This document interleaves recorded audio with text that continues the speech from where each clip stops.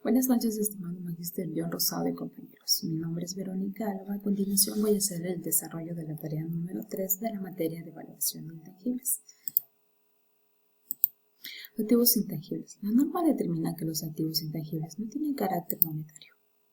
Un activo no monetario es aquel que tiene una empresa en su balance y que no dispone de un valor nominal fijo. A continuación veremos un ejemplo de la compra de patente para la empresa de Marley Roses, un caso práctico.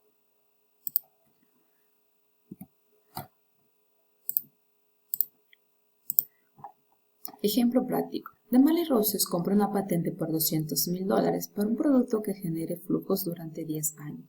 Existe el compromiso de la parte de la empresa Madison Roses de comprar la patente en el 7º año, al 45% del valor pagado inicialmente. En el desarrollo, observamos que cumple con los criterios identificables, se tiene control y se va a generar beneficios económicos futuros para la empresa de Marley Roses. Las patentes son consideradas activos intangibles. Entonces, las patentes no tienen impuestos. Activos intangibles por $200,000 y una cuenta por pagar por $200,000. A considerar, el activo intangible tiene una vida finita. Es necesario amortizarla por el tiempo que la patente genere flujos futuros. Se debe considerar que tenemos un valor residual. Entonces, ¿cómo realizo el cálculo de su amortización? La patente, su valor es $200,000. Tenemos un valor residual que lo calculo los $200,000 por el 45%, que es lo que quiere pagar la empresa Madison Roses de su valor inicial. El valor a amortizar es de $110,000. Entonces, como se va a vender en el 7º año, lo depreciamos solamente para 6 años, su amortización. Entonces, la amortización anual será de $18,333,33. Entonces, nuestro asiento contable quedará gasto, amortización, activo intangible, $18,333,33 contra la amortización acumulada de activos intangibles patentes de $18,333,33.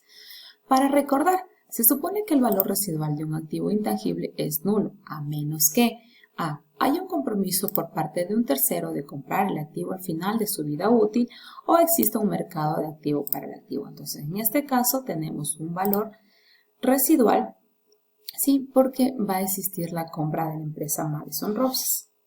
Entonces, también nos solicitaba el magíster un ejemplo donde dice, explique con un ejemplo real un asiento contable en la construcción de activos intangibles en la fase de investigación y desarrollo con los parámetros de la NIC 38. Ejercicio práctico. La empresa de Marley Roses ha realizado los siguientes desembolsos para la generación de un activo intangible interno en la etapa del desarrollo del sistema. Se realizaron los siguientes desembolsos. Pago de honorarios a programadores por $3,000. La empresa no puede demostrar que este activo genera flujo de efectivos futuros. Se pide registrar los desembolsos incurridos según la NIC 38. Aclaración. Normalmente debería reconocerse el activo intangible en construcción en fase de desarrollo, pero hay que tener el sustento técnico que el activo va a generar beneficios económicos futuros y esto lo podemos hacer a través de un plan de negocios. Entonces, el asiento contable quedaría así. Activos intangibles en construcción más el 12% de impuesto nos da un valor de $3,000 y el IVA es $360. Entonces, yo voy a hacer una retención del 10% en la fuente porque es servicios profesionales y el 100% del IVA porque tiene que ver con mi proceso productivo. Entonces, teniendo una obligación de $2,700 y generando impuestos para el fisco por $660. A considerar, el activo intangible tiene una vida finita. Es necesario amortizarla por el tiempo que la patente genere flujos futuros. Se debe considerar que tenemos un valor residual, como les mostré en el ejercicio anterior, pues entonces haríamos nuestra amortización de nuestro sistema. Continuamos.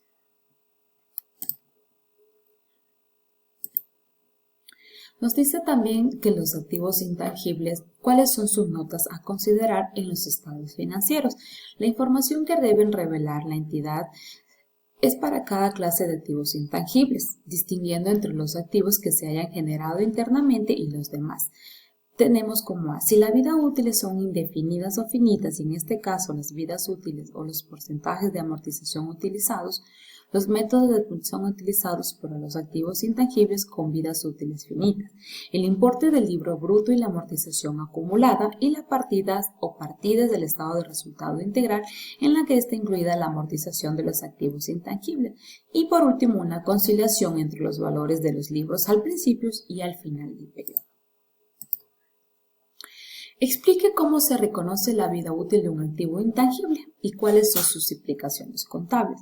Una entidad evaluará si la vida útil de un activo intangible es finita o indefinida, y si es finita evaluará la duración o el número de unidades productivas. Entonces, en este caso, ¿cómo determina una empresa si tiene su vida útil finita? Como les mostraba en el ejercicio, debe de tener la certeza de que el activo que está construyendo va a tener beneficios futuros. Entonces ahí sería una vida finita o caso contrario sería una vida útil indefinida.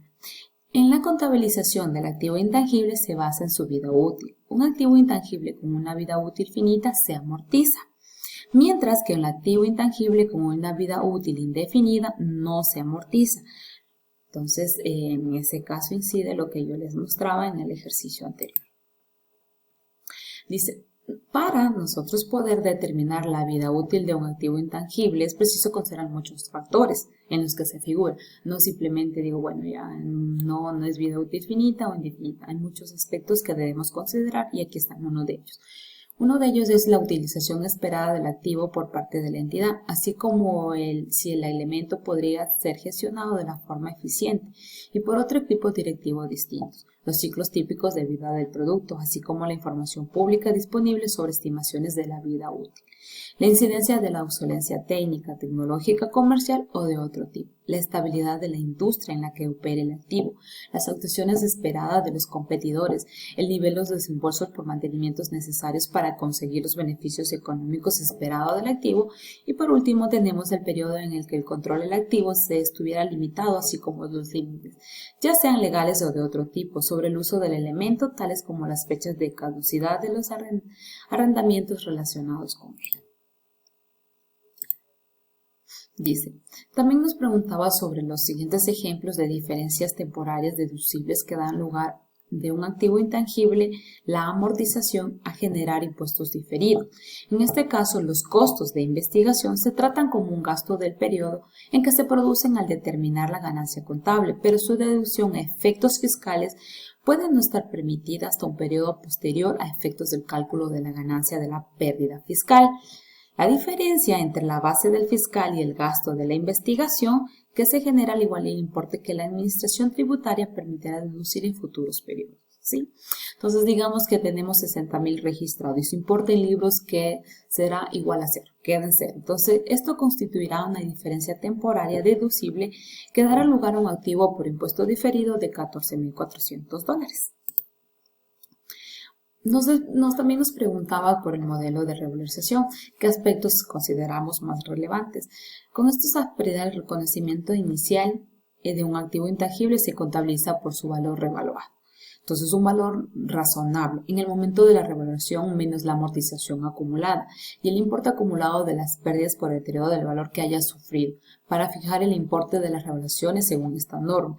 El valor razonable se determinará por referencia a un mercado activo. Las regulaciones se hacen con suficiente regularidad para asegurar que el importe en libros del activo en la fecha del balance no difiera significativamente de que podría terminarse utilizando el valor razonable. Nos preguntaba también sobre las permutas de activos intangibles. Las empresas determinan si una permuta tiene carácter comercial, considerando en qué medida se espere que cambien los flujos de efectivos futuros. Como consecuencia de dicha transacción, una permuta tendrá de carácter comercial si las configuraciones de los flujos de efectivos del activo reciben diferencia de la configuración de los flujos de efectivos del cedido. El valor específico para la empresa de la parte de sus actividades afectadas por la permuta se ve modificado como consecuencia en el intercambio y por último tenemos la diferencia identificada en los dos anteriores resultados significativos al compararla con el valor razonable de los activos intercambiados. ¿Qué es el fondo del comercio? El fondo del comercio está definido como la capacidad de generar beneficios gracias a activos intangibles que pueden generar beneficios futuros. como son el valor de la marca, la cartera del cliente, sus posicionamientos en el know-how o en el del valor de las patentes. Diferencia. Dice, existen diferencias entre el fondo de comercio y el activo intangible y crédito mercantil. El crédito mercantil, al igual que el fondo de comercio, representan beneficios económicos a futuro. La diferencia es que el crédito mercantil es un activo intangible que surge de otros activos adquiridos que no son identificables individualmente ni reconocidos por separado. Y el fondo de comercio se entenderá como el valor por encima de los elementos que conforman el negocio y que en caso de venta hacen se paguen por el mismo en el subconjunto de lo que valen sus elementos por sí mismos. ¿Qué es el fondo de comercio y tiene relación con la plusvalía positiva? La plusvalía positiva también es denominada como fondo de comercio. Los dos son resultados de la diferencia entre el dinero que pagamos por un negocio que ya está en marcha y el valor del patrimonio contable de dicho negocio. La plusvalía negativa genera fondo de comercio. Una plusvalía negativa resulta cuando una entidad adquiere el control de una participación y el valor que pagó es inferior al valor razonable de la participación adquirida, por lo cual puede hablarse de la existencia de un fondo de comercio. La plusvalía negativa genera fondo de comercio. Dice, una plusvalía negativa resulta cuando una entidad adquiere el control a una participación y el valor que pagó es inferior al valor razonable de la participación adquirida, por lo cual puede hablarse de la existencia del fondo de comercio.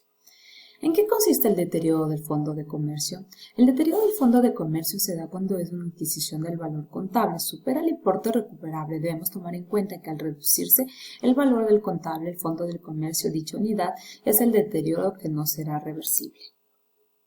¿Qué entiende el texto del deterioro del fondo de comercio? Según la NIE 3 establece que el fondo de comercio no se amortiza, sino que en su lugar la entidad adquiere analizará el deterioro del valor anualmente o con una frecuencia mayor si los eventos o cambios en las circunstancias indican que su valor ha podido sufrir un deterioro. Explique cómo se identifica la empresa adquiriente en la combinación de negocio. Todos los sucesos y transacciones que cumplan la definición de combinación de negocios deben contabilizarse de acuerdo con el método de la compra. Según este método, todas las combinaciones se tratan como adquisiciones de uno o más negocios por una entidad que adquiere control sobre ellos. A esas entidades es la que adquiere. Entonces, a continuación veamos un pequeño video con respecto a las combinaciones de negocios.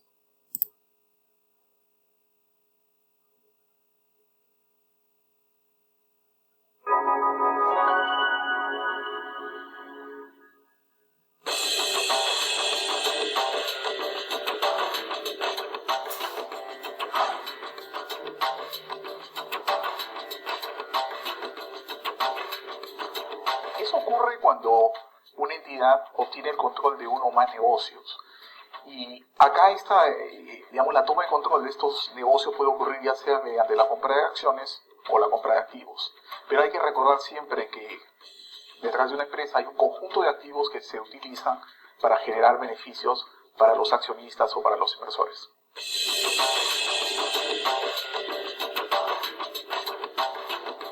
Bueno, ahí hay dos temas importantes, ¿no? En algunos casos lo que nosotros vamos a hacer es vamos a pagar la adquisición a través de ciertos activos, que pueden ser efectivos o pueden ser activos que yo entrego a cambio del negocio o la empresa que estoy adquiriendo.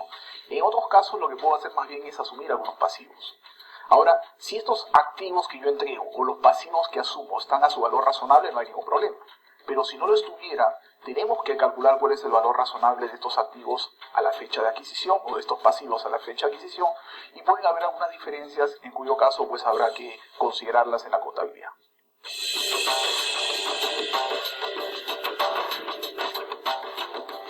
Bueno, ahí lo primero que tenemos que hacer es identificar si los activos y los pasivos adquiridos están a valor razonable a la fecha de la transacción. De no ser así, hay que estimar su valor razonable a esa fecha, ¿no? En segundo lugar, lo que tenemos que hacer es ver si hay intangibles que no estuvieran valorizados, en cuyo caso, pues, si estos intangibles existieran y cumplen con lo que pide la NIF 38, vale decir que sean separables, que surjan de derechos legales o contractuales y que estén bajo control del comprador, también hay que valorizarlos. Y por último, si a pesar de todo eso hay algún remanente, tenemos un goodwill que tenemos que estimar.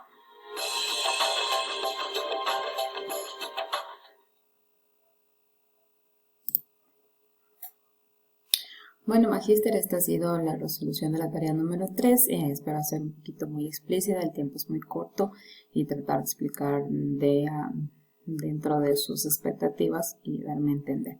Muchísimas gracias y que tengan una buena noche.